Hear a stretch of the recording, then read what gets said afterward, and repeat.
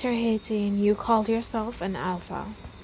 I stared at my father and Gila in shock, my eyes wide with dough like. What do you mean he's missing? I asked, shaking my head. He wasn't in his bed this morning, replied my dad, rubbing his hands down his face in Agnes as he puffed his face mask with concern. He never leaves without letting someone know, I murmured, averting my glance slowly and harshly.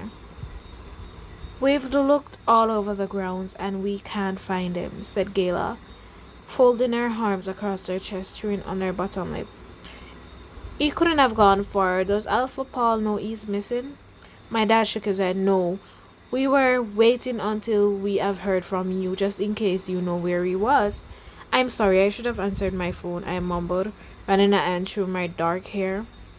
It's okay, you're here now, but we need to go and let Alpha Paul know. Comfort Gala, following my dad out the door. I followed them across the ground toward Alpha Paul's office, right, raking my brain for answers as to why Jared had left. I was trying to tell myself that there was a reasonable explanation, but I couldn't help but think of the worst, and I was scared that he was lost and hurt. Jared hadn't been himself lately, and I knew he was struggling with the fact that he had to watch the fighters live out his dream role. Knowing that it was something he would never be able to do. I was worried he had left because I had pushed him into training with Dylan, and secretly it was all just too much for him, despite the excitement he portrayed. I was trying to give Jared as much as I could, and all I wanted was for him to be happy, but I knew I couldn't take the pain away fully.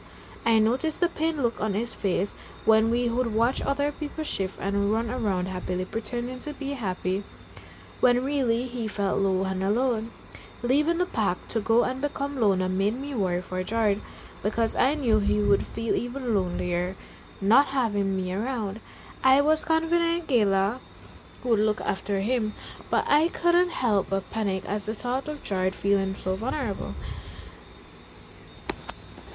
Gayla, or Gia, grabbed my hand, squeezing it tightly as we round the corner, making our way to Alpha Paul's office door. Quickly, my dad knocked, eagerly shifting his weight from foot to foot as he chewed on his bottom lip, clearly overwhelmed with worry. Alpha Paul opened the door, raising his eyebrows as he took in our worried faces, confusion masking his old face. Can I help? Yes, I'm made to report my son as missing, stated my dad, his voice slightly wavering. Alpha Paul's eyes widened, shocked, overcoming his face before he composed himself, nodding. Right. When was the last time you saw him? Last night before bed. Paul flickered his brows, shaking his head as he nodded slowly. I'm afraid there is nothing I can do at this time. He is only classed as missing until 24 hours have passed. He must have just gone on a run. Alpha Paul, we're talking about my son Jared Mason, who used a wheelchair. We were always around and nobody else said they've seen him. We've asked around and nobody else said they've seen him, replied my dad, his voice sturdy. Ah, yes, I know, Jared. Well, if he is still missing after this evening, we can organize a search party of volunteers, said Alpha Paul, attempting to shut the door, but stopped once he saw my fierce face. Volunteers? Why didn't we use the fighters they're trained in this? I asked, anger bubbling up inside of me. Oh no, the fighters are training with Alpha Dylan, as you know, said Alpha Paul, shaking his head. They don't have time to be searching for wolves who have gone walkabout. Are you kidding? Snuffled Gia, rolling her eyes and grifting her teeth, clearly unimpressed. Watch your tone with me, young lady, warned Paul, shooting Gia a quick glance, causing her to drop her gaze, mumbling a quiet apology. Alpha, couldn't the fighters skip a training session? I mean, this is my son we're talking about, pleaded my father, his sorrowful tone causing my heart to tweak. Alpha Paul chuckled, shaking his head and rolling his eyes. My fighters are what keep this pack safe. So to answer your question, no, they cannot skip a training session. I don't see why. If Jordan Mason is still missing after a 24-hour period since his last sighting, then a search party can be organized. Until then, nothing can be done. Do I make myself clear?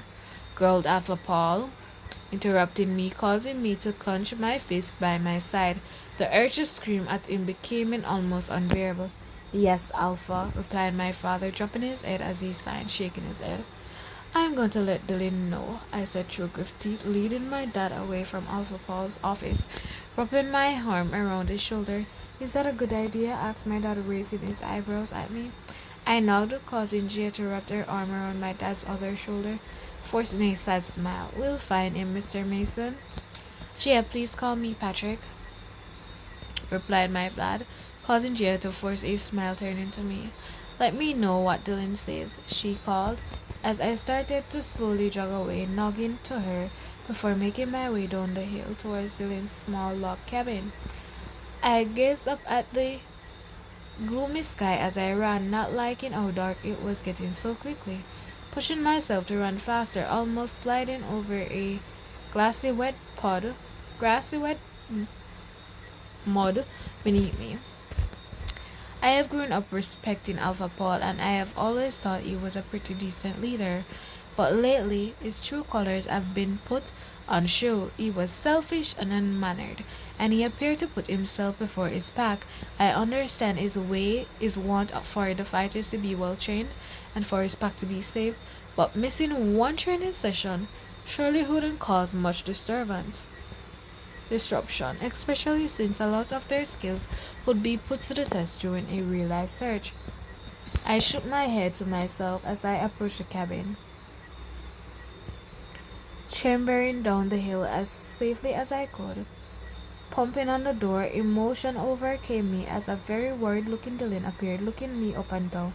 His brows flickered. George's missing, I cried, attempting to hold back the tears that were forcing their way out, rolling down my pale cheek. Dylan grabbed my hand gently, quietly, quickly, walking me towards the couch, sitting me down. He kneeled down in front of me, looking up at me through thick eyelashes, his mouth set in a firm line. When was the last time he was seen? Asked Dylan, his tone completely serious. My dad said he saw him last night before bed, I replied, wiping at my face, attempting to slow my breathing down. Okay, and where have you looked?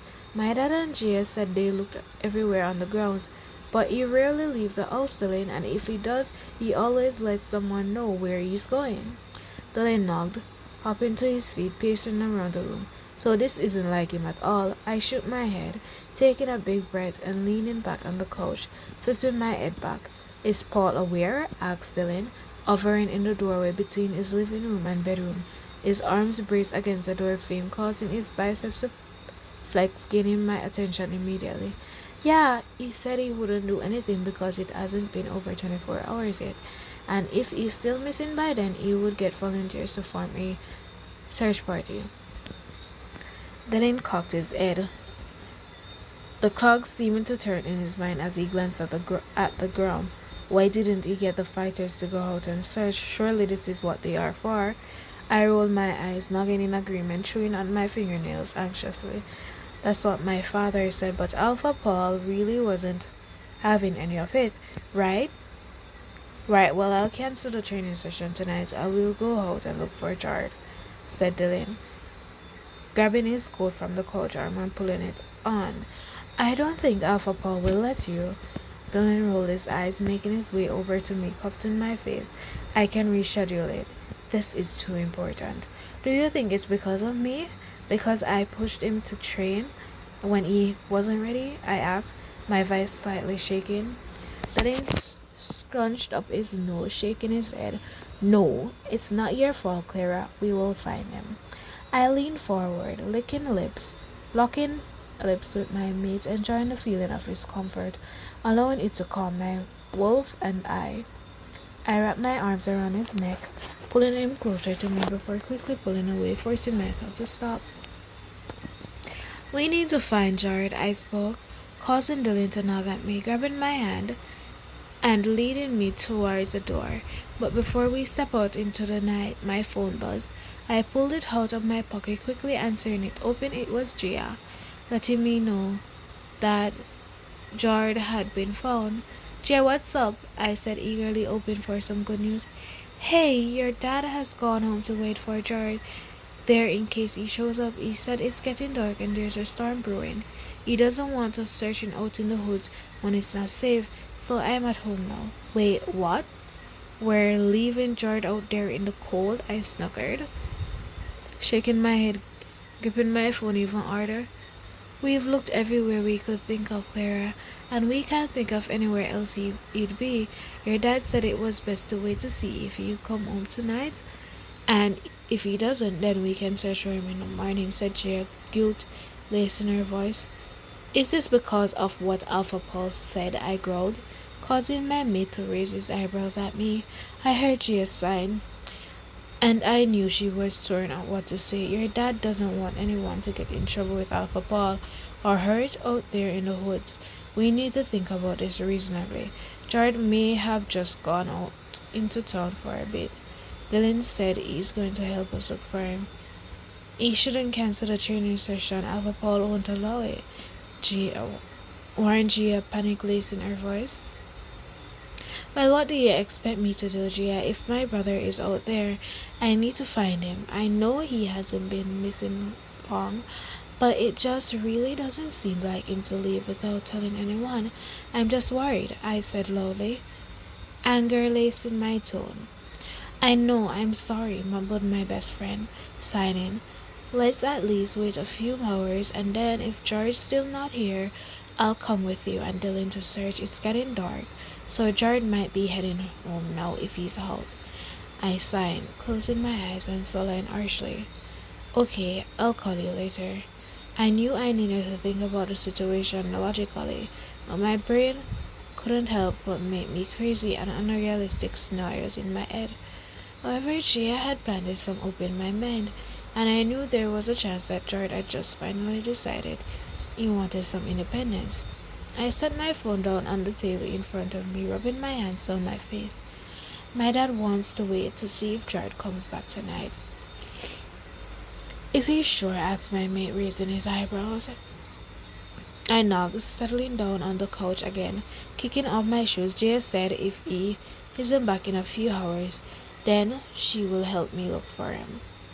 Okay, why don't you stay here whilst I'm training the fighters, and then if George still isn't here by the time I'm finished, we can all go out and look for him, suggested my mate, sitting down on the couch next to me, pulling off his coat. Thank you, I replied, smiling slightly, struggling up to Dylan's shoulders, wrapping my arm over his chest.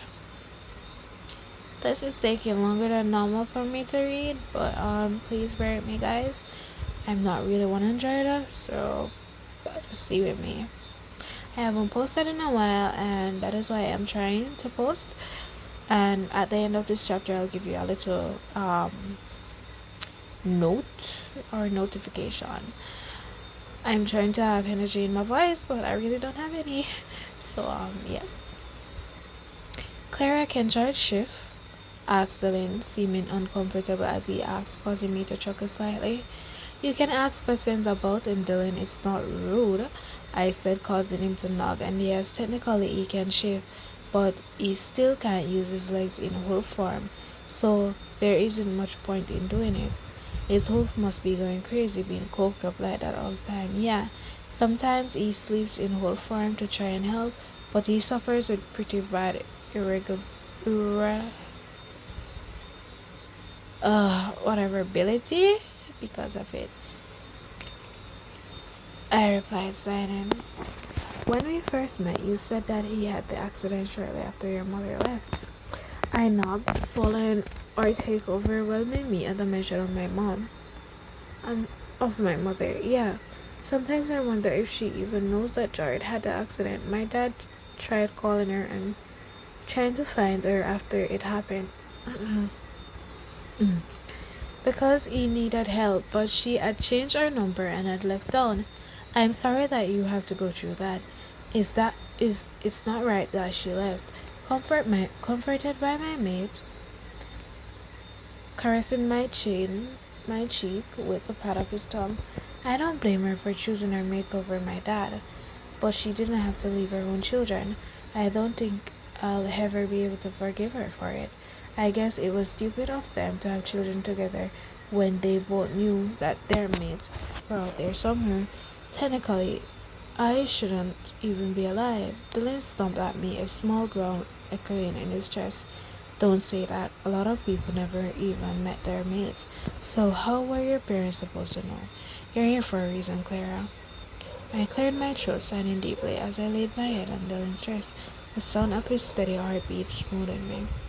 What was your mother's name? Mary. Why didn't you try to find her? Mar- Marie. Why? Don't go trying to find her, Dylan, I warned, sitting up and raising my eyebrows. Dylan widened his eyes, holding his palms up defensively. Not, no, don't worry, I won't. I knocked, relief surging through my veins. I wouldn't even know what to say to her. I mean, I always loved her because she's my mother, but a part of me kind of hates her. She chooses her mate over us, and I've never understood why she couldn't have both. Did you meet her mate? No, I don't know who he is. I replied, chewing on my lip. I just hope he's treating her right. Okay, guys, so I basically promised you guys that at the end of this chapter, I'll give you an update. I'm gonna take a break from YouTube to see if I can get some equipment and also to deal with my health.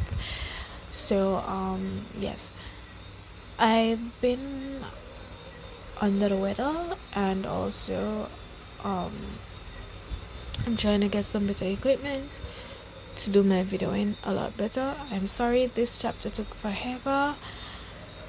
I didn't really have the energy to do it.